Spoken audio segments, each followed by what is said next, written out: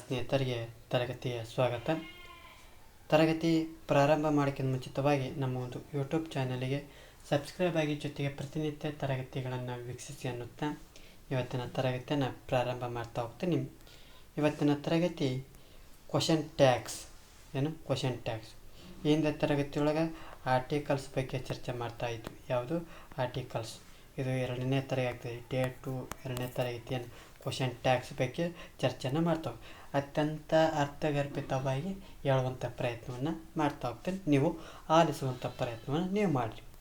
ಬನ್ನಿ, ಹಾಗಾದ್ರೆ ಏನಿದು ಕ್ವಶನ್ ಟ್ಯಾಗ್ಸ್? ಹಾಗಂದ್ರೆ ಏನು, ಇದರ ಪರಿಚಯ ಏನಂತ ನೋಡೋದಾದ್ರೆ, ವಾಕ್ಯದ ಒಂದು ಕೊನೆಯಲ್ಲಿ ಸೇರಿಸುವಂಥ ಸಣ್ಣ ಪ್ರಶ್ನೆಯನ್ನು ಏನಂತ ಕರಿತೀವಿ, ಕ್ವಶನ್ ಟ್ಯಾಗ್ ಅಂತ ಕರಿತಾ ಹೋಗ್ತೀವಿ. ಅಂದ್ರೆ ಹೇಳಿದ ಹೇಳಿಕೆಯು ಹೌದು ಅಲ್ಲವೋ ಒಂದು ಖಚಿತಪಡಿಸಿಕೊಳ್ಳೋಕೆ ಇದನ್ನೇನು ಮಾಡ್ತಾ ಹೋಗ್ತಾರೆ, ಬಳಸ್ತಾರೆ. ನೀನು ಮನೆಗೆ ಹೋಗಿದ್ಯಾ, ಮನೆಗೆ ಬಂದಿದ್ಯಾ, ಎಲ್ಲಿ ಹೋಗಿದ್ದಿ ಅಂತ ಹಿಂಗೆ ಕೇಳ್ತಾ ಹೋಗ್ತಾರಲ್ಲ, ಅಂಥ ಒಂದು ಪ್ರಶ್ನೆಗಳನ್ನು ಅಂಥ ಒಂದು ಸಂದರ್ಭದೊಳಗೆ ಇದನ್ನು ಕ್ವಶನ್ ಟ್ಯಾಗನ್ನು ಬಳಸ್ತಾ ಹೋಗ್ತೀವಿ. ಹಾಗಾದರೆ ಇದರ ಒಂದು ಮೂಲ ಪರಿಕಲ್ಪನೆ ನೋಡೋದಾದ್ರೆ, ಅಂದರೆ ಸೀದಾ ನೇರವಾಗಿ ಕ್ವಶನ್ ಟ್ಯಾಗ್ ಹೇಳೋಕ್ಕಾಗಲ್ಲ. ಯಾಕಂದರೆ ಸ್ವಲ್ಪ ಅದು ಯಾಕೆ ಬಳಸ್ತಾ ಹೋಗ್ತೀವಿ, ಯಾವ ಸಂದರ್ಭದಲ್ಲಿ ಬಳಸ್ತಾ ಹೋಗ್ತಾನೆ ಅನ್ನೋದನ್ನು ಕಲಿತಾ ಹೋಗಬೇಕು. ಹಾಗಾದರೆ ಇದರ ಒಂದು ಬಳಕೆಯ ಒಂದು ಉದ್ದೇಶ ಏನಂತ ನೋಡೋಣ, ನಾವು ಹೇಳಿದಂಥ ಯಾವುದೇ ಒಂದು ವಿಷಯವನ್ನು ಖಚಿತಪಡಿಸಿಕೊಳ್ಳೋಕೆ ಏನು ಮಾಡ್ತಾ ಹೋಗ್ತೀವಿ, ಇಂಥ ಒಂದು ಚಿಕ್ಕ ಪ್ರಶ್ನೆಗಳನ್ನು ಬಳಸ್ತಾ ಹೋಗ್ತೀವಿ. ಉದಾಹರಣೆಗೆ, is A student, is A student ಅಂತ ಕೇಳ್ತಾ ಹೋಗ್ತಾರೆ. ಅಂದರೆ ಇಸಂಟ್ ಅಂತ ಅಂದ್ರೆ ಈ ನಿಮ್ಮ ವಿದ್ಯಾರ್ಥಿಯೇ ಅವನು ಅಂತ ಕೇಳ್ತಾ ಹೋಗ್ತಾರೆ. ಹಂಗೆ ಯಾವ ರೀತಿಯಪ್ಪ ಅಂದ್ರೆ, ಕನ್ನಡದಲ್ಲಿ ಮಾತನಾಡೋಂಥ ಸಂದರ್ಭದಲ್ಲಿ ಕೊನೆಯಲ್ಲಿ ಅಲ್ವಾ, ಹೌದಾ, ಅವನು ಓದುತ್ತಿದ್ದಾನೆ ಅಲ್ವಾ, ಅವನು ನಿಮ್ಮ ಮಗನೇ, ಅವನು ನಿಮ್ಮ ಮಗಳೇ, ಈ ರೀತಿಯಾದಂಥ ಒಂದು ವಾಕ್ಯಗಳ ಸಂದರ್ಭದಲ್ಲಿ ಇವುಗಳನ್ನ ಏನು ಮಾಡ್ತಾ ಹೋಗ್ತೀವಿ, ಬಳಕೆಯನ್ನು ಮಾಡ್ತಾ ಹೋಗ್ತೀವಿ. ಹಾಗಾದರೆ ಈ ಒಂದು ಕ್ವಶನ್ ಟ್ಯಾಗನ್ನ ಬಳಸೋಕ್ಕಿಂತ ಮುಂಚೆಗೆ ನಮಗೇನು ನೆನಪಿರ್ಬೇಕಪ್ಪ ಅಂದ್ರೆ, 3 ಗೋಲ್ಡನ್ ರೂಲ್ಸ್ ಅಂತ ಹೇಳ್ತಾ ಹೋಗ್ತೀವಿ. ಅಂದ್ರೆ 3 ಪ್ರಮುಖ ನಿಯಮಗಳನ್ನ ಏನು ಮಾಡ್ತಾ ಹೋಗ್ಬೇಕು, ನೆನಪಿನಾಗ ಇಟ್ಕೋಬೇಕು. ಯಾವ ರೀತಿ ಆರ್ಟಿಕಲ್ ಹೇಳುವಂಥ ಸಂದರ್ಭದೊಳಗೆ ಏನು ಒಂದು ಶಾರ್ಟ್ರಿಕ್ ಕೇಳಿದ್ವಿ ಅಂತ, ಯಾವುದು ಸ್ವರಗಳ ಮೂಲಕ ಧ್ವನಿಗಳು ಉಚ್ಚಾರ ಆಗುವಂಥ ಶಬ್ದಗಳಿಗೆ ಏನು ಬಳಸ್ಬೇಕು, ಬಳಸ್ಬೇಕು ಅಂತ ಹೇಳಿದ್ವಿ. ಯಾವ ಒಂದು ವ್ಯಂಜನೆಗಳ ಮೂಲಕ ಉಚ್ಚಾರಣೆ ಆಗುವಂಥ ಪದಗಳಿಗೆ ಏನು ಬಳಸ್ಬೇಕಂತ ಹೇಳಿದ್ವಿ, ಬಳಸ್ಬೇಕಂತ ಹೇಳಿದ್ವಿ. ಅದೇ ರೀತಿ ಇಲ್ಲೇ ಕೂಡ ಕ್ವಶನ್ ಟ್ಯಾಗ್ ಬಳಸುವಂಥ ಸಂದರ್ಭದಲ್ಲಿ 3 ಗೋಲ್ಡನ್ ರೂಲ್ಸ್ನ ಬಳಕೆಯನ್ನು ಮಾಡ್ತಾ ಹೋಗ್ಬೇಕು ಅಥವಾ ನೆನಪಿನಾಗ ಇಟ್ಕೊಳ್ಬೇಕು. ಹಾಗಾದರೆ ಅವು ಯಾವ್ಯಾವ ಅಂತ ನೋಡೋದಾದ್ರೆ, ಒಂದೇದು ನಿಯಮ 1, ಪಾಸಿಟಿವ್ ಸ್ಟೇಟ್ಮೆಂಟ್ ಅಂತ ಅರ್ಥೈತಿ. ಧನಾತ್ಮಕ ವಾಕ್ಯಕ್ಕೆ ನಕಾರಾತ್ಮಕ ಟ್ಯಾಗ್ ಸೇರಿಸಬೇಕು. ಏನು ಪಾಸಿಟಿವ್ ಸೆಂಟೆನ್ಸ್ ಇರೋದನ್ನು ಏನು ಮಾಡ್ತಾ ಹೋಗ್ಬೇಕು, ನೆಗೆಟಿವ್ ಸೆಂಟೆನ್ಸನ್ನು ಹೇಳ್ತಾ ಹೋಗ್ಬೇಕು. ಯಾವ ರೀತಿಯಪ್ಪ ಅಂದ್ರೆ, ಶಿ ಈಜ್ ಥಿನ್ ಅಂತ ಐತಿ. ಇದೇನಿದೆ ಪಾಸಿಟಿವ್ ಸೆಂಟೆನ್ಸ್. ಇದನ್ನು ನೆಗೆಟಿವ್ ಸೆಂಟೆನ್ಸ್ ಹೆಂಗೆ ಮಾಡ್ಬೇಕಪ್ಪ ಅಂದ್ರೆ, ಇಲ್ಲಿರುವಂಥ ಎಲ್ಪಿಂಗ್ ವರ್ಬ್ನ ತಗೊಂಡು ಏನು ಬಳಸ್ಬೇಕು, ಈಜಿಗೆ ನಾಟ್ ಅಂತ ಸೇರಿಸ್ಬೇಕು. ಈಜ್ಕೊಲ್ಟ್ ಏನಾಗ್ತೈತೆ ಅಂದರೆ, ಈಜಂಟ್ ಶಿ ಅಂತ ಆಗ್ತೈತೆ. ಅಂದ್ರೆ ಪಾಸಿಟಿವ್ ಸೆಂಟೆನ್ಸಿಗೆ ಏನು ಮಾಡ್ತಾ ಹೋಗ್ಬೇಕು, ನೆಗೆಟಿವ್ ಅಂದ್ರೆ ನಕಾರಾತ್ಮಕ ಟ್ಯಾಗ್ಗಳನ್ನು ಬಳಸ್ತಾ ಹೋಗ್ಬೇಕು. ಅದೇ ರೀತಿ ಎರಡನೇ ಪಾಯಿಂಟ್ ನೋಡ್ತಾ ಹೋಗ್ರಿ, ನಕಾರಾತ್ಮಕ ವಾಕ್ಯಕ್ಕೆ ಧನಾತ್ಮಕ ಟ್ಯಾಗನ್ನು ಬಳಸ್ಬೇಕು. ಅಲ್ಲಿ ಯಾವ ರೀತಿ ಧನಾತ್ಮಕ ವಾಕ್ಯಕ್ಕೆ ನಕಾರಾತ್ಮಕ ಟ್ಯಾಗನ್ನು ಬಳಸಿದ್ವು, ಅದೇ ರೀತಿ ನಕಾರಾತ್ಮಕ ವಾಕ್ಯಕ್ಕೆ ಧನಾತ್ಮಕ ವಾಕ್ಯವನ್ನು ಬಳಸಬೇಕು. ಯಾವ ರೀತಿ ಸರ್ ಅಂತಂದ್ರೆ, they aren't going, aren't going, ಇದು ನೆಗೆಟಿವ್ ಸೆಂಟೆನ್ಸ್. ನೆಗೆಟಿವ್ ಸೆಂಟೆನ್ಸ್ ಅಂತ ಹೆಂಗೆ ನಡೀತಿ, ಇಲ್ಲಿ ಆರ್ ನಾಟ್ ಅಂತ ಇರ್ತೀವಿ, ಅರಂಟ್ ಅಂತ ಇರ್ತೈತಲ್ಲ, ಇದು ನೋಡೋದು ಕೂಡಲೇ ಹೇಳ್ತೇವೆ ಇದು ನೆಗೆಟಿವ್ ಸೆಂಟೆನ್ಸ್ ಅಂತ ಹೇಳ್ತಾ ಹೋಗ್ತೀವಿ. ಹಾಗಾದ್ರೆ ದಿ ಆರಂಟ್ ಗೋಯಿಂಗ್ ಇದು ನೆಗೆಟಿವ್ ಸೆಂಟೆನ್ಸ್. ಪಾಸಿಟಿವ್ ಸೆಂಟೆನ್ಸ್ ಹೆಂಗೆ ಮಾಡ್ತಾ ಹೋಗ್ತೀವಿ, ಇಲ್ಲಿ ನಾಟ್ ಇದನ್ನು ಈ ಹೆಲ್ಪಿಂಗ್ ವರ್ಕ್ ಬಳಸ್ಕೊಂಡು ಆರ್ ಅಂತ ಪಡ್ಕೋಬೇಕು. ಇಲ್ಲಿ ದೇ ಇರ್ತೈತಿ, ಆರ್ ದಿ ಅನ್ನೋದು ಪಾಸಿಟಿವ್ ಸೆಂಟೆನ್ಸ್ ಆಗ್ತಾ ಹೋಗ್ತದೆ. ಜೊತೆಗೆ ಪ್ರಮುಖವಾಗಿ 3ನೇ ನಿಯಮ, ಟ್ಯಾಗ್ನಲ್ಲಿ ಯಾವಾಗಲೂ ಸರ್ವನಾಮಗಳನ್ನು ಹೆಲ್ಪಿಂಗ್ ವರ್ಬ್ ಮಾತ್ರ ಬಳಸಬೇಕು. ಟ್ಯಾಗ್ನಲ್ಲಿರುವಂಥ ಯಾವಾಗಲೂ ಯಾವುಗಳ ಮೂಲಕ ಕ್ವಶನ್ ಟ್ಯಾಗ್ ಮಾಡ್ತಾವಪ್ಪ ಅಂದ್ರೆ, ಸರ್ವನಾಮಗಳು ಯಾವುವು, ಈ, ಶಿ, ದೇ, ಇಟ್, ಇವು ಏನಪ್ಪ ಅಂದ್ರೆ ಸರ್ವನಾಮಗಳು ಪ್ರನೌನ್ಸ್ ಅಂತ ಹೇಳ್ತಾ ಹೋಗ್ತಲ್ಲ, ಇವು ಟ್ಯಾಗ್ ಬಳಸುವಂಥ ಸಂದರ್ಭಗಳು ಇವುಗಳ ಮೂಲಕ ಏನು ಮಾಡ್ತಾ ಹೋಗ್ಬೇಕು, ಕ್ವಶನ್ ಟ್ಯಾಗನ್ನು ಬಳಕೆಯನ್ನು ಮಾಡ್ತಾ ಹೋಗ್ಬೇಕು. ಸರ ಇವು ಇಲ್ಲ ಅಲ್ರಿ, ಕ್ವಶನ್ ಟ್ಯಾಗ್ ಅಲ್ಲಲ್ರಿ, ಹುಡುಕಿ ಪ್ರಯತ್ನ ಮಾಡಿರಿ. ಅವಾಗ ಏನು ಮಾಡಬೇಕು, ಡೂ ಅನ್ನೋದು ಡೂ, ಡಸ್, ಡಿಟ್ ಇವುಗಳ ಮೂಲಕ ಏನು ಮಾಡ್ತಾ ಹೋಗ್ಬೇಕು, ಇವುಗಳನ್ನು ಯಾವಾಗ ಹೆಲ್ಪಿಂಗ್ ವರ್ಕ್ ಇರೋದಲ್ಲೋ ಅಂಥ ಸಂದರ್ಭದೊಳಗೆ ಡೂ, ಡಸ್, ಡಿಟ್ಟನ್ನು ಬಳಸ್ತಾ ಹೋಗ್ಬೇಕು. ಹಾಗಾದರೆ ನೇರವಾಗಿ ಹೆಲ್ಪಿಂಗ್ ವರ್ಕ್ ಇದ್ದಾಗ ಯಾವ ರೀತಿ ಬಳಸ್ಬೇಕು ಅನ್ನೋದನ್ನು ನೋಡ್ತಾವೆ. ಮೊದಲಿಗೆ ಹೆಲ್ಪಿಂಗ್ ವರ್ಕನ್ನು ಯಾವ ಅನ್ನೋದು ತಿಳ್ಕೊಬೇಕು. ಹೆಲ್ಪಿಂಗ್ ವರ್ಕ್ ಯಾವ್ಯಾವ ಅಂತ ನೋಡೋದಾದ್ರೆ ಇಲ್ಲಿ ಕೊಟ್ಟಾರ, am, is, are, was, were, will, can etcetera ಇನ್ನೂ ಇರ್ತಾವೆ. ಇವೇನಪ್ಪ ಅಂದರೆ ಹೆಲ್ಪಿಂಗ್ ವರ್ಕ್ಗಳು. ಈ ಹೆಲ್ಪಿಂಗ್ ವರ್ಕ್ಗಳಿದ್ದಾಗ ಯಾವ ರೀತಿ ಕ್ವಶನ್ ಟ್ಯಾಗ್ ಬಳಸ್ಬೇಕಂತ ನೋಡೋದಾದ್ರೆ ಇಲ್ಲೊಂದು ವಾಕ್ಯ ಕೊಟ್ಟಾರ, ಈ ಈಸ್ ಎ ಡಾಕ್ಟರ್ ಏನು, ಈ is a doctor. Positive sentence, negative sentence. ಇಲ್ಲಿ ಇದು ಈಸ್ ಎ ಡಾಕ್ಟರ್ ಅನ್ನೋದು ಪಾಸಿಟಿವ್ ಸೆಂಟೆನ್ಸ್. ಸರಿ, ಪಾಸಿಟಿವ್ ಸೆಂಟೆನ್ಸ್ ಅಂತ ಹೆಂಗೆ, ಇಲ್ಲಿ ನಾಟ್ ಅನ್ನೋ ಪದ ಬಂದಿರಬಾರ್ದು. ಪಾಸಿಟಿವ್ ಸೆಂಟೆನ್ಸ್ ಅಂದ್ರೆ ನಾಟ್ ಅನ್ನೋ ಪದ ಇರ್ಬೇಕಂದ್ರೆ ಅದು ಪಾಸಿಟಿವ್ ಸೆಂಟೆನ್ಸ್. ಒಂದು ವೇಳೆ ನಾಟ್ ಅನ್ನೋ ಪದ ತಪ್ಪಂದ್ರೆ ಅದು ನೇರವಾಗಿ ಹೇಳಿ ನೆಗೆಟಿವ್ ಸೆಂಟೆನ್ಸ್. ಇದೇನಿದು ಈಸ್ ಎ ಡಾಕ್ಟರ್ ಅಂದರೆ ಇದು ಪಾಸಿಟಿವ್ ಸೆಂಟೆನ್ಸ್. ಹಾಗಾದ್ರೆ ಕ್ವಶನ್ ಟ್ಯಾಗ್ ಹೆಂಗೆ ಬಳಕೆ ಮಾಡೋದು, ಇಲ್ಲಿ ಹೆಲ್ಪಿಂಗ್ ವರ್ಕ್ ಯಾವುದೈತಿ, ಈಸ್ ಐತಿ ಕಾಣ್ತತೆ. ಈಸ್, ಈ ಈಸನ್ನು ಏನು ಮಾಡ್ತಾ ಹೋಗ್ಬೇಕು, ನೆಗೆಟಿವ್ ಸೆಂಟೆನ್ಸ್ ನೆಗೆಟಿವ್ ಸ್ಟೇಟ್ಮೆಂಟ್ ಮಾಡ್ಬೇಕು. ಯಾವ ರೀತಿ ಕ್ವಶನ್ ಟೈಮ್ ಏನಂತ ಐತಿ, ಈಸ್ಗೆ ನಾಟ್ ಸೇರಿಸಿದ್ರೆ ಏನಕ್ಕತ್ತಿ, ಈಸಂಟ್ ಐತಿ. ಇಲ್ಲಿ ಯಾವುದೈತಿ, ಇದು ಪ್ರಣವನ ಈ ಐತಿ. ಹಾಗಾಗಿ ಈಸಂಟ್ ವಿ ಅಂತ ಕರಿತಾ ಹೋಗ್ತೀವಿ. ಒಂದು ವೇಳೆ ನಕಾರಾತ್ಮಕ ಐತ್ರಿ ಸರ ಅಂತಂದ್ರೆ ಹೆಂಗೆ ಬಳಸೋದು, ಇಲ್ಲೊಂದು sentence they cannot swim. They cannot swim ಯಾವ ರೀತಿ ಐಡೆಂಟಿಫೈ ಮಾಡಿದ್ವಿ, ನೆಗೆಟಿವ್ ಸೆಂಟೆನ್ಸ್. ಸರ್ ನಾಟ್ ಐತೆ, ವೆರಿ ಗುಡ್. ನಾಟ್ ಅನ್ನೋದೇನು ನೆಗೆಟಿವ್ ಪದ. ಹಾಗಾಗಿ ಇದು ದೇ ಕೆನಾಟ್ ಅನ್ನೋದು ಸ್ವಿಮ್ ಅಂದರೆ ಇದು ನೆಗೆಟಿವ್ ಸೆಂಟೆನ್ಸ್ ಆಗ್ತೈತಿ. ಹಾಗಾಗಿ ನೆಗೆಟಿವ್ ಸೆಂಟೆನ್ಸ್ ಇದ್ದಾಗ ಏನು ಮಾಡ್ಬೇಕು, ನಾವು ಪಾಸಿಟಿವ್ ಟ್ಯಾಗ್ಗಳನ್ನ ಬಳಸ್ತಾ ಹೋಗ್ಬೇಕು. ಪಾಸಿಟಿವ್ ಟ್ಯಾಗ್ ಬಳಸ್ಬೇಕಂದ್ರೇನು, ಕೆನಾಟ್ ಅನ್ನೋದು ನಾಟ್ ಅನ್ನೋ ಪದನ ತೆಗಿಬೇಕು. ಹಾಗಾಗಿ ಏನು ಉಳಿತಾ ಹೋಗ್ತೈತಿ, ಕ್ಯಾನ್ ದೇ ಏನು ಕ್ಯಾನ್ ದೇ. ಕೊನೆಗೆ ಕ್ವಶನ್ ಮಾರ್ಕ್ ಬಳಸ್ಬೇಕು. ಕ್ವಶನ್ ಮಾರ್ಕ್ ಬಳಸಲಿಲ್ಲ ಅಂದರೆ ಮಾರ್ಕ್ಸ್ ಬರಲ್ಲ. ಏನು ಕೆನಾಟ್ ಇದತ್ತೇನು ಕ್ಯಾನ್ ದೇ ಅಂತ ಬಳಸ್ತಾ ಹೋಗ್ಬೇಕು. ಯಾವಾಗ ಇದು ಹೆಲ್ಪಿಂಗ್ ವರ್ಕ್ ಇದ್ದಾಗ ಇದು ಬಳಸೋದು. ಹೆಲ್ಪಿಂಗ್ ವರ್ಕ್ ಬೆಳೆದಿದೆ, is, am, are, was, were, will, can ಈ ರೀತಿಯಾದಂಥ ಒಂದು ಹೆಲ್ಪಿಂಗ್ ವರ್ಕ್ ಇದು ಇವುಗಳನ್ನು ಬಳಸುವಂಥ ಕ್ರಮ ಆಗ್ತೈತಿ. ಹಾಗಾದರೆ ಹೆಲ್ಪಿಂಗ್ ವರ್ಕ್ ಇಲ್ಲದಂಥ ಸಂದರ್ಭದೊಳಗೆ ಯಾವ ರೀತಿ ಬಳಸಬೇಕು, ಹೆಲ್ಪಿಂಗ್ ವರ್ಕ್ ಇಲ್ಲದಂಥ ಸಂದರ್ಭದೊಳಗೆ ಯಾವ ರೀತಿ ಬಳಸ್ಬೇಕಪ್ಪ ಅಂದ್ರೆ ಇದಕ್ಕೆ ಮೇನ್ ವರ್ಕ್ ಅಂತ ಕರಿತಾ ಹೋಗ್ತಾರೆ. ಸಾರಿ, ವಾಕ್ಯದಲ್ಲಿ ಈ ಮೇನ್ ವರ್ಕ್ ಇದ್ದಾಗ ಕಾಲಕ್ಕೆ ತಕ್ಕಂತೆ ಏನು ಮಾಡ್ಬೇಕು, ನಾವು ವಾಕ್ಯಗಳನ್ನು ಬಳಸಬೇಕು.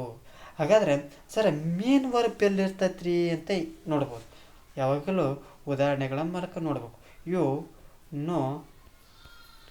No the answer. ನಿನಗೆ ಗೊತ್ತೈತೆ ಅಂತ ಕೇಳಕತ್ತಲ್ಲಿ ಇದು ಉದಾಹರಣೆ. ಅದು ಯು ನೋ ದ ಆನ್ಸರ್. ಗೊತ್ತಿದ್ರೆ ಕಾಮೆಂಟ್ ಬಾಕ್ಸ್ನ ತಿಳಿಸ್ರಿ. ಮೊದಲಿಗೆ ಏನು ನಡೀತಿ, ಕ್ವಶನ್ ಟ್ಯಾಗ್ ಹಾಕ್ಬೇಕಾದಾಗ ಇದು ಪಾಸಿಟಿವ್ ಸೆಂಟೆನ್ಸ ನೆಗೆಟಿವ್ ಸೆಂಟೆನ್ಸ ಅನ್ನೋದು ತಿಳ್ಕೊಬೇಕಂತ ಹೇಳಿದೆ. ತಿಳ್ಕೊಂಡು ಮ್ಯಾಕ ಸರ್ ಇದು ಪಾಸಿಟಿವ್ ಸೆಂಟೆನ್ಸ್ ಹೇಳ್ತಾರೆ, ವೆರಿ ಗುಡ್. ಹಾಗಾದರೆ ಎರಡನೇದು ಏನು ಹಿಡಿದ್ವಿ, ಇದನ್ನು ಹೆಲ್ಪಿಂಗ್ ವರ್ಕ್ಗಳ ಮೂಲಕ ಏನು ಮಾಡ್ತಾ ಹೋಗ್ಬೇಕು, ಕ್ವಶನ್ ಟ್ಯಾಗ್ ಮಾಡಬೇಕು. ಇಲ್ಲೆಲ್ಲರ ಹೆಲ್ಪಿಂಗ್ ವರ್ಕ್ ಕಾಣ್ತಾ ಇದ್ದಾನೆ ಸರ್, ಒಂದು ಹುಡುಕಿದ್ರೆ ಒಂದು ಹೆಲ್ಪಿಂಗ್ ವರ್ಕ್ಸೇ ಹಾಕೋಲ್ಲ, ಚಿಂತಿಸ್ಪಡಬೇಡ್ರಿ.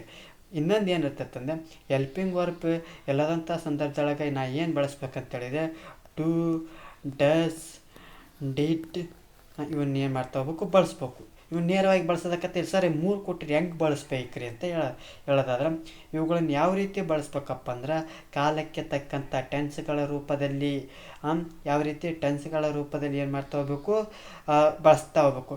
ಯು ನೋ ದ ಆನ್ಸರ್ ಅನ್ನೋದು ಏನಿದು present tens past tens.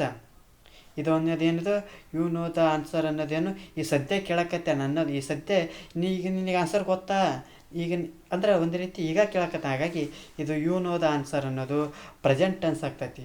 Present ಟೆನ್ಸಿಗೆ ಏನು ಬಳಸ್ತಾ ಹೋಗ್ತೀವಿ, ಡೂ ಬಳಸ್ತಾ ಹೋಗ್ತೀವಿ. ಡೂ ಅನ್ನೋದು ನೆಗೆಟಿವ್ ಬಳಸ್ತಾ ಹೋದರೆ ಏನಾಕೈತಿ, ಡೂಗೆ ನಾಟ್ ಸೇರಿಸಿದ ಏನಾಕೈತಿ, ಡೋಂಟ್ ಯು ಏನು ಡೋಂಟ್ ಯು ಅನ್ನೋದು ಆಗ್ತಾ ಹೋಗ್ತೈತಿ. ಮತ್ತು ಇನ್ನೊಂದು ಎಕ್ಸಾಂಪಲ್ ತಗೊಂಡು ಒಂದಕ್ಕೆ ಸೀಮಿತ ಆಗಬಾರ್ದು. ಇಲ್ಲಿ ಇನ್ನೊಂದು ತಗೊಂಡ ಈ ಸ್ಪೀಕ್ಸ್ ಇಂಗ್ಲೀಷ್ ಇಂಗ್ಲೀಷ್ ಈ ಸ್ಪೀಕ್ಸ್ ಇಂಗ್ಲೀಷ್ ನೋಡಬೇಕು. ಒಂದನೇ ರೂಲ್ಸ್ ಏನು, positive sentence negative sentence, not ಅಲ್ಲ ಇದು ಪಾಸಿಟಿವ್ ಸೆಂಟೆನ್ಸ್. ಓಕೆ, ಹಾಗಾದ್ರೆ ಇದ್ರಾಗ ಹೆಲ್ಪಿಂಗ್ ವರ್ಬ್ ಕಾಣ್ತದವ, ಹೆಲ್ಪಿಂಗ್ ವರ್ಬ್ ಕಾಣಕತ್ತಲ್ಲ. ಮೂರನೇ ರೂಲ್ಸ್ ಏನು, ನಾವೇನು ಹೇಳಿದ್ವಿ, ಹೆಲ್ಪಿಂಗ್ ವರ್ಬ್ ಇಲ್ಲದಾಗ ಏನು ಬಳಸ್ಬೇಕು, ಮೇನ್ ವರ್ಬ್ ಬಳಸ್ಬೇಕು. ಮೇನ್ ವರ್ಬ್ ಯಾವಾಗ ಸಿಗ್ತೈತೆ, ಟು, ಡಸ್, ಡಿಡ್, ಇವು ಮೇನ್ ವರ್ಬ್. ಈಗ ಇದು ಯಾವ ಟೆನ್ಸ್ ಒಳಗೆ ಐತಂತ ನೋಡೋದಾದ್ರೆ, ಈ ಸ್ಪೀಕ್ ಇಂಗ್ಲೀಷ್ ಅಂದರೆ ಇಂಗ್ಲೀಷ್ ಮಾತಾಡ್ತೀಯ ಅಂತ ಕೇಳಕತ್ತಾರೆ. ಹಾಗಾಗಿ ಇದು ಪ್ರೆಸೆಂಟ್ ಟೆನ್ಸ್ ಆಗ್ತೈತಿ. ಈ ಪ್ರೆಸೆಂಟ್ ಟೆನ್ಸಿಗೆ ಇಲ್ಲಿ ಸ್ಪೀಕ್ಸ್ ಅನ್ನೋದು ಪದಕ್ಕೆ ಏನು ಬಳಸ್ಬೇಕು, ಇಲ್ಲಿ ಯಾವಾಗ ಎಸ್ ಪ್ರಾರಂಭ ಬರ್ತೈತೋ ಅವಾಗ ಏನು ಬಳಸ್ಬೇಕಪ್ಪ ಅಂದ್ರೆ ಟು ಇದ್ದದ್ದು ಏನು ಬಳಸ್ಬೇಕು, ಡಸ್ ಬಳಸ್ಬೇಕು. ಹಾಗಾಗಿ ನೆಗೆಟಿವ್ ಅಂದರೆ ಪಾಸಿಟಿವ್ ಸೆಂಟೆನ್ಸ್ ಇದ್ದಾಗ ನೆಗೆಟಿವ್ ಟ್ಯಾಗ್ ಸೇರಿಸ್ಬೇಕು. ಹಾಗಾದ್ರೆ ಡಸ್ ಅನ್ನೋದೇನದು ಪಾಸಿಟಿವ್ ಟ್ಯಾಗು. ಹಾಗಾದ್ರೆ ನೆಗೆಟಿವ್ ಏನು ಸೇರಿಸ್ಬೇಕು, ಡಸ್ಸಿಗೆ ನಾಟ್ ಸೇರಿಸಿದ ಏನಾಕತಿ, ಡಸಂಟ್ ಆಗ್ತೈತಿ. ಏನಾಗ್ತೈತಿ, ಡಸಂಟ್ ಆಗ್ತೈತಿ. ಅರ್ಥ ಆಯ್ತಾ? ಮತ್ತೇನೊಂದು ಉದಾಹರಣೆ ತಗೋಣ, ಏನು ಪಾಸ್ಟ್ ಟೆನ್ಸ್ ತಗೋಣ. ಏನು, they one the match, they one the match. ಇದು ಏನಿದು ಪಾಸ್ಟ್ ಟೆನ್ಸ್. ಮತ್ತು ರೂಲ್ಸನ್ನೇ ನಾವು ಏನು ಮಾಡೋಣ, ಕಲಿಯುವಂಥ ವಿದ್ಯಾರ್ಥಿ ನೇರವಾಗಿ ಹೇಳಕ್ಕೆ ಹೋಗಬಾರ್ದು. ಮೊದಲಿಗೆ ಇದು ಪಾಸಿಟಿವ್ ಸೆಂಟೆನ್ಸ ನೆಗೆಟಿವ್ ಸೆಂಟೆನ್ಸ್ ಅಂತ ನೋಡಿದ್ವಿ. ಏನಿದು ಪಾಸಿಟಿವ್ ಸೆಂಟೆನ್ಸ್ ಯಾಕೆ ಕಂಡು ನೋಡಿದ್ವಿ, ಇದಿಲ್ಲಿ ನಾಟ್ ಅನ್ನೋದು ಇಲ್ಲ. ಹಾಗಾಗಿ ಇದು ಪಾಸಿಟಿವ್ ಸೆಂಟೆನ್ಸ್ ಆಗ್ತೈತಿ. ಎರಡನೇದು ಏನು ಮಾಡಬೇಕು, ಹೆಲ್ಪಿಂಗ್ ವರ್ಬ್ ಹುಡುಕ್ಬೇಕು. ಹೆಲ್ಪಿಂಗ್ ವರ್ಬ್ ಎಲ್ಲರೂ ಕಾಣ್ತೈತೆ, ಕಾಣಕೊಳ್ರಿ ಸರ್, ಬಿಡಬೇಕು. ಏನು ಮಾಡ್ಬೇಕು, ಮೂರನೇ ರೂಲ್ಸಿ ಬರ್ರಿ. ಮೇನ್ ವರ್ಬ್ ಐತೆ, ಎಲ್ಲೈತಿ ಮೇನ್ ವರ್ಬ್, ಇಲ್ಲಿ ಕಾಣ್ತಾ ಇದೆ. ಈ ಮೇನ್ ವರ್ಬಿಗೆ ಏನು ಬಳಸಬೇಕು, ಇದು ಮೇನ್ ವರ್ಬ್ ಬಳಸೋಕೆ ದಾರಿ. ಹಾಗಾದ್ರೆ ಮೇನ್ ವರ್ಬ್ ಯಾವುವು, ಟು, ಡಸ್, ಡಿಡ್ ಆಕೈತಿ. ಹಾಗಾಗಿ ಈ ಒಂದು ಸೆಂಟೆನ್ಸು ಪ್ರೆಸೆಂಟ್ ಟೆನ್ಸ್ನಾಗ ಐತೆ, ಪಾಸ್ಟ್ ಟೆನ್ಸ್ನಾಗ ಐತೆ. ಈ ಒಂದು sentence they when the match. ಈ ಒನ್ ಅನ್ನೋದು ವೆನ್ ಒನ್ ಆಗ್ತೈತಿ. ಅಂದರೆ ಇದು ಒನ್ ಅನ್ನೋದು ಏನದು ಪಾಸ್ಟ್ ಟೆನ್ಸು. ಹಾಗಾಗಿ ಒನ್ನಕ್ಕೆ ಏನು ಬಳಸಬೇಕು, ಡಿಡ್ ಬಳಸಬೇಕು. ಡಿಡ್ ಅನ್ನೋದು ಏನದು ಪಾಸಿಟಿವ್ ಟ್ಯಾಗ್. ನೆಗೆಟಿವ್ ಟ್ಯಾಗ್ ಮಾಡೋಕ್ಕೆ ಏನು ಬಳಸ್ಬೇಕು, ಡಿಡ್ಡಿಗೆ ಏನು ಸೇರಿಸ್ಬೇಕು, ನಾಟ್ ಸೇರಿಸ್ಬೇಕು. ಡಿಡ್ಡಿಗೆ ನಾಟ್ ಸೇರಿಸಿದ ಏನಾಕೈತಿ, ಡಿಡಂಟ್ ಆಗ್ತೈತಿ. ಏನಾಕೈತಿ, ಡಿಡಂಟ್ ಆಗ್ತೈತಿ. ಇದು ಹೆಲ್ಪಿಂಗ್ ವರ್ಬ್ ಇಲ್ಲದಿದ್ದಾಗ ಏನು ಬಳಸ್ತಾ ಹೋಗ್ತೀವಿ, ಮೇನ್ ವರ್ಬ್ಗಳ ಮೂಲಕ ಏನು ಮಾಡ್ತಾ ಹೋಗ್ಬೇಕು, ಕ್ವಶನ್ ಟ್ಯಾಗ್ನ ಬಳಸ್ತಾ ಹೋಗ್ಬೇಕು. ಇನ್ನೊಂದು ಇಂಪಾರ್ಟೆಂಟ್ ಎಕ್ಸ್ಪ್ರೆಷನ್ ಬರ್ತಾವೆ. ಅಂದ್ರೆ ಒಂದೊಂದು ಕಡೆ ಸೈಲೆಂಟೇ ಬಿಡ್ರಿ ಅವನೇ ಅಂತ ಸ್ವಲ್ಪ ಬಳಸೋಕೆ ಹೋಗ್ಬೇಡ್ರಿ ಅಂತ ಹೇಳ್ತಾ ಹೋಗ್ತಾರೆ. ಏನು ಹೇಳೋಕೆ ಹೋಯ್ತಿ, ತೀರ ಹೇಳೋಕೆ ಹೋಗಿರ್ತಾರೆ ಒಂದೊಂದು ಕಡೆಗೆ, ಅಷ್ಟೆಲ್ಲ ಯಾಕೆ ಸ್ವಲ್ಪ ನೀಟಾಗಿ ಹೇಳಂತ ಹೇಳ್ತಾರೆ. ಅಂದ್ರೆ ಕೆಲವು ಸಂದರ್ಭದಲ್ಲಿ ಏನಾಗ್ತೈತಪ್ಪ ಅಂದ್ರೆ, ಒಂದು ಹೆಲ್ಪಿಂಗ್ ವರ್ಬ್ ಐತಿ, ಯಾಮ್ ಐತಿ. ಸರ್ ಹೇಳ್ಯಾರ ಯಾಮ್ ಅಂದರೆ ಯಾಮ್ ಅಂದರೆ ಏನಕ್ಕೆ ನಾಟ್ ಸೇರಿಸ್ಬೇಕು, ಯಮಂಟಕೈತಿ. ಅದು ತಪ್ಪು ಕಲ್ಪನೆ. ಯಾಮಂಟಿದ್ರೆ ಏನು ಯಾಮಂಟ್ ಬದಲಿಗೆ ಏನು ಬಳಸ್ಬೇಕು, ಆರಂಟ್ ಬಳಸಬೇಕು. ಏನು ಬಳಸಬೇಕು, ಆರಂಟ್ ಬಳಸಬೇಕು. ಉದಾಹರಣೆಗೆ ಐ ಆಮ್ ಲೇಟ್ ಆರಂಟ್ ಅಂತ ಬಳಸ್ಬೇಕು. ಯಾಮಿಗೆ ನೆಗೆಟಿವ್ ಟ್ಯಾಗ್ ಏನಾಗ್ತೈತೆ ಅಂದ್ರೆ ಆರಂಟ್ ಆಕತಿ. ಏನಾಕತಿ, ಆರಂಟ್ ಆಕತಿ. ಅದೇ ರೀತಿ ಇನ್ನೊಂದು ರೀತಿಯ ಪ್ರಶ್ನೆಗಳು ಬರ್ತಾ ಹೋಗ್ತವೆ. ಯಾವ ರೀತಿ, ಲೆಟರ್ಸ್ ಅಂತ ಬಳಸೋದನ್ನು ನೋಡ್ತಾ ಹೋಗ್ತೀವಿ. ಶಾಲ್ ವಿ ಅಂತ ಒಂದು ವಾಕ್ಯನೋ ಪದನೋ ಬಂತಪ್ಪ ಅಂದ್ರೆ, ಈ ಶಾಲ್ ವಿ ಇದ್ದಾಗ ಏನು ಬಳಸ್ಬೇಕಪ್ಪ ಅಂದ್ರೆ, let start the class, shall we letters start the class ಅಂತ ಬಳಸ್ಬೇಕು. ಅಂದರೆ ಲೆಟರ್ಸ್ ಅನ್ನೋದೇನು ಬಳಸ್ತಾ ಹೋಗ್ಬೇಕು ಇಂಥ ಒಂದು ಸಂದರ್ಭ. ಶಾಲ್ ವಿ ಕಮ್ ಈ ರೀತಿಯಾದಂಥ ಸಂದರ್ಭದೊಳಗೆ ಬಳಸ್ತಾ ಹೋಗ್ಬೇಕು. ಮತ್ತು ಇನ್ನೊಂದು ರೀತಿ ಇಂಪಾರೇಟಿವ್ ಸೆಂಟೆನ್ಸ್ ಒಳಗೆ ಅಂದರೆ ಕಮ್ಯಾಂಡ್ ಆಗಿರ್ಬೋದು ಅಥವಾ ರಿಕ್ವೆಸ್ಟ್ ರೀತಿ ಒಳಗಂತ ಇರುವಂಥ ಸೆಂಟೆನ್ಸ್ ಒಳಗೆ ಅಂದರೆ ವಿಲ್ ಯು ಅಂತ ಇಂಥ ಸೆಂಟೆನ್ಸ್ ಒಳಗೆ ಏನು ಬಳಸ್ತಾ ಹೋಗ್ಬೇಕು, ಓಪನ್ ದ ಡೋರ್ ಅಂತ ಬಳಸ್ಬೇಕು. ಏನಂತ ಬಳಸ್ಬೇಕು, open the door will you ಅಂತ ಬಳಸ್ತಾ ಹೋಗ್ಬೇಕು. ಜೊತೆಗೆ ಇನ್ನೊಂದು ರೀತಿ ನೋಡ್ತೇವೆ, ಸೈಲೆಂಟ್ ನೆಗೆಟಿವ್ಸ್ ಅಂತ ಕರಿತಾ ಹೋಗ್ತೇವೆ. ಸರ್ ಎಲ್ಲ ಹೇಳ್ಕೊಟ್ರಿ, ಒಂದೊಂದು ಕಡೆ ವಾಕ್ಯ ಹೆಂಗಿರ್ತೈತೆ ಅಂದ್ರೆ, ಒಂದೊಂದು ಕಡೆಗೆ ನಕಾರಾತ್ಮಕ ಪದಗಳ ಪ್ರಭಾವ. ನಾನು ಏನು ಹೇಳಿದೆ, ನೆಗೆಟಿವ್ ಸೆಂಟೆನ್ಸ್ ಅಂದ್ರೆ ನಾಟ್ ಅಂತ ಹೇಳಿದ್ಬಿಟ್ಟೆ, ನೀವು ಅದನ್ನು ಹಿಡ್ಕೊಂಡ್ಬಿಟ್ಟಿರ್ತೀರಿ. ನಾಟ್ ಅಂದ್ರೆ ಅದು ನೆಗೆಟಿವ್ ಸೆಂಟೆನ್ಸು. ಒಂದೊಂದು ಪದಗಳದಾಗ ಏನು ತಪ್ಪಂದ್ರೆ ಒಂದು ರೀತಿಯ ಆಗೋದಿಲ್ಲ ಥರನ ಮಾತಾಡ್ತಿರ್ತಾರೆ ಪದಗಳು. ಅವು ಎಂಥ ಪದಗಳಂದ್ರೆ ಅವು ಸ್ವಲ್ಪ ನೆನಪಿನ ಇಟ್ಕೋಬೇಕು. ಯಾವುವು? ಸೆಲ್ಡಮ್ಮು, ನೆವರ್, ಆರ್ಡಲಿ, ಸೇಕ್ರೆಸ್ಲಿ, ನೋಬಡಿ, ಪ್ಯೂ, ಲಿಟಲ್ಲು, ಇಂಥ ಪದಗಳು ಮತ್ತೆ ಹುಡುಕ್ಬೇಕು ಎಲ್ಲೆಲ್ಲದ. ಇಂಥ ಪದಗಳು ಏನು ತಿಳಿಸ್ತಾವಪ್ಪ ಅಂದ್ರೆ ನಕಾರಾತ್ಮಕ ಅಂದರೆ ನೆಗೆಟಿವ್ ಡೆಫಿನೇಷನ್ ಕೊಡ್ತಾ ಹೋಗ್ತವೆ. ಯಾವುದು? ಸೆಲ್ಡಮ್, ನೆವರ್, ನನ್ನ ಕೈಗೆ ಹಾಕೋದಲ್ಲ, ಆಡ್ಲಿ, ಕಷ್ಟನ, ಸ್ಯಾಕ್ರೆಸ್ಲಿ, ಎದುರುದು, ನೋಬಡಿ, ನನ್ನ ಯಾರಿಂದಲೂ, ಪ್ಯೂ, ಇಂಥ ಲಿಟಲ್, ಇಂಥ ಪದಗಳು ಏನು ಮಾಡ್ತಾ ಹೋಗ್ತವಪ್ಪ ಅಂದ್ರೆ ಒಂದು ರೀತಿಯ ನಕಾರಾತ್ಮಕ ಅರ್ಥವನ್ನು ಕೊಡ್ತಾ ಹೋಗ್ತವೆ. ಈ ನಕಾರಾತ್ಮಕ ಇವುಗಳನ್ನು ಏನು ಮಾಡ್ತಾ ಹೋಗ್ಬೇಕು? ಇವು ನಕಾರಾತ್ಮಕ ಏನಿವು ನೆಗೆಟಿವ್ ಸೆಂಟೆನ್ಸ್ನಾಗ ಐತಿ. ಹಾಗಾಗಿ ಇಲ್ಲಿ ಏನು ಮಾಡ್ತಾ ಹೋಗ್ಬೇಕು? ಬಳಸ್ತಾ ಹೋಗ್ಬೇಕು. ಒಂದು ಉದಾಹರಣೆ ನೋಡ್ತಾ ಹೋಗೋಣ. ಬಾರ್ಕಿಂಗ್ ಡಾಗ್ಸ್ ಸೆಲ್ಡಮ್ ಬೈಟ್ ಅಂದ್ರೆ ಬಾರ್ಕಿಂಗ್ ಡಾಗ್ಸ್ ಸೆಲ್ಡಮ್ ಬೈಟ್ ಅಂದ್ರೆ ಇಲ್ಲಿ ನೇರವಾಗಿ ನೋಡ್ತಾವ್ರಿ, ಇದು ಪಾಸಿಟಿವ್ ಸೆಂಟೆನ್ಸ್ ನೆಗೆಟಿವ್ ಸೆಂಟೆನ್ಸ್ ಅಂತ ನೋಡಬೇಕು. ನಾನು ಹೇಳಿದೆ ಪಾಸಿಟಿವ್ ಸೆಂಟೆನ್ಸ್ನಿಗೆ ನಾಟ್ ಇಲ್ಲ ಅಂತ, ಅದು ಪಾಸಿಟಿವ್ ಸೆಂಟೆನ್ಸಪ್ಪ. ನಾಟ್ ಇರ್ತದ ನೆಗೆಟಿವ್ ಸೆಂಟೆನ್ಸ್ ಅಂತ ಐತಿ. ಇಲ್ಲಿ ನಾಟ್ ಕಾಣಕ್ಕೆ ಹೋದ್ ಅಂತಂದ್ರೆ ನೀವು ನೇರವಾಗಿ ಪಾಸಿಟಿವ್ಗೆ ಹೋಗ್ಬೇಡ್ರಿ. ಇಲ್ಲೊಂದು ಕೆಲವೊಂದು ಪದಗಳು ಹೇಳಿದೆ. ಯಾವುದು? Seldom, never, hardly, scarcely, nobody, few, little, ಇನ್ನೂ ಪದಗಳು ಬರ್ತಾ ಹೋಗ್ತವೆ. ಅವು ಯಾವಪ್ಪ? ಒಂದು ರೀತಿಯ ನಕಾರಾತ್ಮಕ ಅರ್ಥಗಳನ್ನು ಕೊಡ್ತಾ ಇರ್ತವೆ. ಹಾಗಾಗಿ ಇದು ಏನೋ ಸೆಲ್ಡಮ್ ಅನ್ನೋದೇನಿದು ನೆಗೆಟಿವ್ ಸೆಂಟೆನ್ಸ್ ಆಗ್ತೈತಿ. ಹಾಗಾಗಿ ಇಲ್ಲಿ ಏನು ಬಳಸಬೇಕು? ಪಾಸಿಟಿವ್ ಟ್ಯಾಗ್ಗಳನ್ನು ಬಳಸ್ತಾ ಹೋಗ್ಬೇಕು. ಹಾಗಾಗಿ ಪಾಸಿಟಿವ್ ಟ್ಯಾಗ್ಗಳನ್ನ ಬಳಸ್ಬೇಕಾದ್ರೆ ಇಲ್ಲಿ ಎಲ್ಪಿಂಗ್ ವರ್ಬ್ ಕಾಣಕತ್ತಲ್ಲ. ಹಾಗಾಗಿ ಏನು ಮಾಡ್ತಾ ಹೋಗ್ಬೇಕು? ನಾವು ಮೇನ್ ವರ್ಬ್ಗಳನ್ನು ಬಳಸ್ತಾ ಹೋಗ್ಬೇಕು. ಮೇನ್ ವರ್ಬ್ಗಳನ್ನ ಯಾವ ಬಳಸ್ತಾವಪ್ಪ ಅಂದ್ರೆ ಕಾಲಕ್ಕೆ ತಕ್ಕಂತೆ ಬಳಸ್ತಾ ಹೋಗ್ತೀವಿ. ಹಾಗಾಗಿ ಮೇನ್ ವರ್ಬ್ ಬಳಸ್ಬೇಕಂದ್ರೆ ಇನ್ನು ನೋಡ್ತಾ ಹೋಗ್ಬೇಕು. Sentence barking dogs seldom bite ಅಂದ್ರೆ ಏನಾಗ್ತಾ ಇದೆ? ಬಾರ್ಕಿಂಗ್ ಅನ್ನೋದು ಅಂದ್ರೆ ಇದು ಪಾಸ್ಟ್ ಟೆನ್ಸ್ ಆಗ್ತಾಯಿದೆ. ಏನಾಗ್ತದೆ? ಪ್ರೆಸೆಂಟ್ ಟೆನ್ಸ್ ಆಗ್ತದೆ. ಬಾರ್ಕಿಂಗ್ ಅನ್ನೋದು ING ಫಾರಮ್ ಐತಿ, ಪ್ರೆಸೆಂಟ್ ಟೆನ್ಸ್ನ ಐತಿ. ಬಾರ್ಕಿಂಗ್ ಡಾಗ್ಸ್ ಸೆಲ್ಡಮ್ ಬೈಟ್ ಅಂದರೆ ಇದು ಪ್ರೆಸೆಂಟ್ ಟೆನ್ಸ್ನ ಐತಿ. ಪ್ರೆಸೆಂಟ್ ಟೆನ್ಸ್ ಅಂತ ಯಾವುದು? ಡೂ ಅನ್ನು ಬಳಸ್ತಾ ಹೋಗ್ತೀವಿ. ಡೂ ಅನ್ನೋದು ಏನಿದು? Present tense. ಈಗ ಇಲ್ಲಿ ಸೆಲ್ಡಮ್ ಇರೋದ್ರಿಂದ ಏನಾಗ್ತೈತಿ? ನೆಗೆಟಿವ್ ಸೆಂಟೆನ್ಸ್ ಐತಿ. ಪಾಸಿಟಿವ್ ಟ್ಯಾಗ್ ಯಾವುದಪ್ಪ ಅಂದ್ರೆ ಡೂ ಉದೇ ಅಂತ ಬಳಸ್ತಾ ಹೋಗ್ಬೇಕು. ಏನು ಬಳಸ್ತಾ ಹೋಗ್ಬೇಕು? ಡೂ ಉದೇ ಅಂತಂದು ಬಳಸ್ತಾ ಹೋಗ್ಬೇಕು. ಇನ್ನೊಂದು ಉದಾಹರಣೆ ನೋಡೋಣ. ಈ ನೆವರ್ ಕಮ್ಸ್ ಲೇಟ್. ಏನು? ಈ ನೆವರ್ ಕಮ್ಸ್ ಲೇಟ್. ನೆವರ್ ಅನ್ನೋದು ಏನದು ಹೇಳಿದೆ. ಮತ್ತು ಹಿಂಗೆ ಬೇಡ, ನಮ್ದು ರೂಲ್ಸ್ ಫಾಲೋ ಮಾಡೀನಿ. ಏನು ಇದು? Positive sentence negative sentence? Not ಐತ್ರ ನೆಗೆಟಿವ್ ಸರ, ನಾಟ್ ಇರ್ಲಕ್ಕಂದ್ರೆ ಪಾಸಿಟಿವ್ ಸರ ಅಂತ ಅಂದಿದ್ವಿ. ಹಾಗಾದ್ರೆ ನೆವರ್ ಅಂತ ಐತಿ. ಹಾಗಾದ್ರೆ ಇದು ಯಾವ ಅರ್ಥ ಕೊಡ್ತಾ ಇದ್ದಿ? ಇದು ಒಂದು ರೀತಿಯ ನಕಾರಾತ್ಮಕ ಅರ್ಥ ಕೊಡ್ತಾ ಇದೆ. ಹಾಗಾಗಿ ನೆವರ್ ಅನ್ನೋದು ಏನಿದು? ಈ ನೆವರ್ ಕಮ್ಸ್ ಲೇಟ್ ಅನ್ನೋದು ಏನಾಕೈತಿ? ನೆಗೆಟಿವ್ ಸೆಂಟೆನ್ಸ್ ಆಗ್ತೈತಿ. ಹಾಗಾದ್ರೆ ಪಾಸಿಟಿವ್ ಬಳಸ್ಬೇಕಾದ್ರೆ ಏನು ಮಾಡ್ತಾ ಹೋಗ್ಬೇಕು? ಎಲ್ಪಿಂಗ್ ವರ್ಬ್ ಬಳಸ್ಬೇಕು. ಎಲ್ಪಿಂಗ್ ವರ್ಬ್ ಐತೆ, ಎಲ್ಪಿಂಗ್ ವರ್ಬ್ ಇಲ್ಲ. ಹಾಗಾದರೆ ಮೇನ್ ವರ್ಬ್ಗಳನ್ನ ಬಳಸ್ಬೇಕು. ಮೇನ್ ವರ್ಬ್ಗಳು ಬಳಸ್ಬೇಕಾದ್ರೆ ಇದು ಯಾವ ಒಂದು ಸ್ಥಿತಿಯೊಳಗೈತೆ ಅಂತ ತಿಳ್ಕೊಬೇಕು. ಈ ನೆವರ್ ಕಮ್ಸ್ ಲೇಟ್ ಇದು ಪ್ರೆಸೆಂಟ್ ಟೆನ್ಸ್ ಒಳಗೈತಿ. ಇಲ್ಲಿ ಕಮ್ಸ್ ಅನ್ನೋದು ಇರೋದ್ರಿಂದ ಇಲ್ಲಿ ಏನು ಬಳಸ್ಬೇಕು? ಡಸ್ ಬಳಸ್ಬೇಕು. ಏನು ಬಳಸ್ಬೇಕು? ಡಸ್ ಬಳಸ್ಬೇಕು. ನೆಗೆಟಿವ್ ಸೆಂಟೆನ್ಸಿಗೆ ಪಾಸಿಟಿವ್ ಟ್ಯಾಗ್ ಏನಾಗ್ತೈತಿ? ಡಸ್ ಆಗ್ತೈತಿ. ಏನಾಗ್ತೈತಿ? ಡಸ್ ಆಗ್ತಾ ಹೋಗ್ತೈತಿ. ಇದಿಷ್ಟೇನಪ್ಪ ಅಂದ್ರೆ ಕ್ವಶನ್ ಟ್ಯಾಗ್ಗಳ ಬಗ್ಗೆ ನನಗೆ ಯಾವ ರೀತಿ ತಿಳಿಸ್ತಾವೋ ಅಷ್ಟರ ಮಟ್ಟಿಗೆ ಕ್ಲಾಸನ್ನು ಮಾಡ್ತಾಯಿದ್ದೀನಿ. ಈ ಒಂದು ಪ್ರಶ್ನೆಗಳಿಗೆ ನೋಡಲಿಲ್ಲಂಗೆ ನೀವು ಒಂದು ಉತ್ತರಿಸಿದ್ರಿಂದ ನನ್ನ ತರಗತಿ ಅರ್ಥ ಆಗಿದೆ ಅಂದ್ಕೊಳ್ತೀನಿ. ಒಂದು ವೇಳೆ ತಪ್ಪು ಉತ್ತರಿಸಿದ್ರಪ್ಪ ಅಂದರೆ ನನ್ನ ತರಗತಿ ಎಲ್ಲೋ ಒಂದು ರೀತಿಯಲ್ಲಿ ಫೇಲ್ ಆಗಿದೆ. ಹಾಗಾದರೆ ಇವುಗಳ ಒಂದು ಪ್ರಶ್ನೆಗಳಿಗೆ ಉತ್ತರಿಸುವಂಥ ಪ್ರಯತ್ನವನ್ನು ಮಾಡ್ತಾವೆ. ಒಂದೇದು ರಾಧಾ ಸಿಂಗ್ಸ್ ವೆಲ್. ಏನು? ರಾಧಾ ಸಿಂಗ್ಸ್ ವೆಲ್ ಇದು ಪಾಸಿಟಿವ್ ಸೆಂಟೆನ್ಸ ನೆಗೆಟಿವ್ ಸೆಂಟೆನ್ಸಾ? ಇಲ್ಲಿ ನಾಟ್ ಅಲ್ಲ, ಇದು ಪಾಸಿಟಿವ್ ಸೆಂಟೆನ್ಸ್. ಎಲ್ಪಿಂಗ್ ವರ್ಬ್ ಐತೆ, ಎಲ್ಪಿಂಗ್ ವರ್ಬ್ ಇಲ್ರಿ ಸರ್. ಇದು ಯಾವ ಸೆಂಟೆನ್ಸ್, ಯಾವ ಸ್ಥಿತಿಗೆ ಐತಿ? Present tense. Radha sings well. Sings ಇದ್ದದ್ದು ಏನೈತೆ? ಮೇನ್ ವರ್ಬ್ ಬಳಸ್ಬೇಕು. ಮೇನ್ ವರ್ಬ್ ಯಾವುದು? ಡೂ, ಡಸ್, ಡೇಟ್ ಇರ್ತೈತಿ. ಇಲ್ಲಿ ಸಿಂಗ್ಸ್ ಅನ್ನೋದಕ್ಕೆ ಏನಾಗ್ತೈತಿ? ಡಸ್ ಸೇರ್ತಾ ಹೋಗ್ತೈತಿ. ಡಸ್. ಹಾಗಾದರೆ ನೆಗೆಟಿವ್ ಟ್ಯಾಗ್ ಬಳಸ್ಬೇಕು. ಹಂಗಾರೆ ಡಸ್ಸಿಗೆ ನಾಟ್ ಸೇರಿಸಿದ್ರೆ ಡಜಂಟ್ ಶೇ ಆಗ್ತಾ ಹೋಗ್ತೈತಿ. ಏನಾಗ್ತೈತಿ? ಡಜಂಟ್ ಶೇ ಆಗ್ತಾ ಹೋಗ್ತೈತಿ. ಎರಡನೇ ಪ್ರಶ್ನೆ ನೋಡೋಣ. ಎರಡನೇ ಪ್ರಶ್ನೆ, ದೇ ಡಿಡಂಟ್ ವಾಚ್ ಇಟ್. ಏನು?